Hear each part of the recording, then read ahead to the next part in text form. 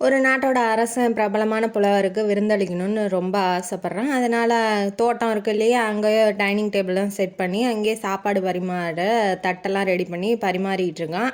புலவருக்கு பரிமாறிட்டான். இப்போ அவனுக்கு பரிமாறிட்டு இருக்கான். மேலே கழுகு என்ன பண்ணுது, பாம்பை சாவடித்து எடுத்துகிட்டு போகுது சாப்பிட்றதுக்காக. என்ன ஆகுது, பாம்போட வாயிலேருந்து ஒரு துளி விஷம் வந்து அந்த சாப்பாடு புலவருக்கு தர்றதா எடுத்து வச்சிருந்தால அந்த சாப்பாட்டில் விழுந்துருது. அது ஆனால் அரசன் கவனிக்கலை. எடுத்து புலவருக்கு கொடுத்துட்றாரு. அரசனும் சாப்பிட்றாரு, ஒன்றும் ஆகலை. புலவர் மட்டும் செத்து போயிடுறாரு. இது என்ன, நம்ம எந்த தப்பும் செய்யலையே, எப்படி செத்தாரு அப்படின்னு சொல்லி அவனுக்கு ஒன்றும் குழப்பமாக ஆயிடுச்சு.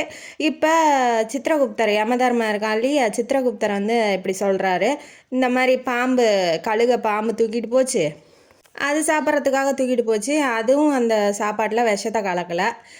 பாம்பு செத்தே போயிடுச்சு. அது வாயிலேருந்து தானாக விஷம் ஒழுகியிருக்கு. அதனால் அது தப்பும் இல்லை. அரசனுக்கு சாப்பாட்டில் விஷம் இருக்கிறதே தெரியாது. அதனால் அவன் தப்பும் இல்லை. புலவர் அதில் விஷம் இருக்குன்னு அவருக்கு தெரியாமல் சாப்பிட்டுட்டாரு. அதனால் அவர் தப்பும் இல்லை. இப்போ இந்த தப்பை யார் மேலே எழுதுறது, யாரோட கர்ம வினையில் எழுதுறது அப்படின்னு சொல்லி சித்திரகுப்தர் யமதர்மன்ட்ட கேட்டுட்ருக்காப்புல. யமதர்மன் கொஞ்ச நாள் இதுக்கான பதில் வந்து தானாகவே கிடைக்கும் அப்படின்னு சொல்லிட்டு சொல்லிட்டாப்புல. சில மாதங்கள் கழித்து அந்த வழியாக அரண்மனைக்கு போகிறதுக்கு புலவர் வந்து ஒரு கடைக்கார அம்மாட்ட போய் வழி கேட்குறாங்க. அரண்மனை எந்த பக்கமாக இருக்குது அப்படின்னு சொல்லி கேட்கும்போது, அவள் வந்து இந்த பக்கம்தான் இருக்குது, போயிட்டு வாங்க அப்படின்னு சொல்லிட்டு, அந்த அரண்மனைக்கு நீங்கள் ஏன் புலவரை போகிறீங்க, அந்த அரண்மனையெல்லாம் போனால் அந்த படுபாவி அரசன் எல்லாத்தையும் விஷத்தை வச்சு கொல்றான், நீங்களும் ஏன் போகிறீங்க அப்படின்னு சொல்லி உண்மை என்னன்னே தெரியாமல் அவள் வீண் பழி போடுறா. அந்த பழியை கேட்ட யமதர்மன் என்ன பண்ணுறாப்புல, எல்லா கர்மவினையும் இவ பேர்லேயே எழுதுறா அப்படின்னு சொல்லிட்டாப்புல.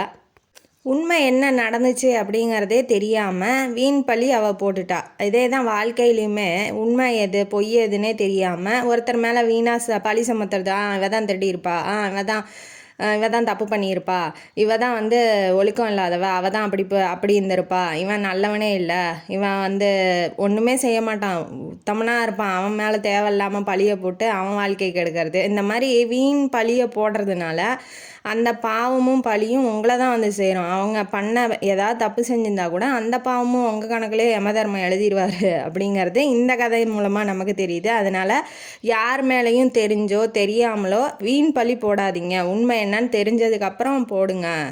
பழியாக இருந்தால், பாவமாக இருந்தாலும் சரி. ஒருத்தரை குற்றம் சொல்கிறதுக்கு முன்னாடி அந்த குற்றம் அவர் செய்வாரா, செய்யறதுக்கான தகுதி அவர்கிட்ட இருக்கா, இல்லை செய்யக்கூடிய ஆளா அவர் அப்படின்னு சொல்லிட்டு அதுக்கப்புறம் வந்து பழியோ இல்லை குற்றத்தையோ சுமத்துங்க அப்படிங்கிறது இந்த கதையோட கருத்து. இந்த கதையும் காணொலி உங்களுக்கு பிடிச்சிருந்தா லைக் பண்ணுங்கள், ஷேர் பண்ணுங்கள், சப்ஸ்கிரைப் பண்ணுங்கள், கமெண்ட் பாக்ஸில் கமெண்ட் பண்ணுங்கள். நன்றி மக்களே.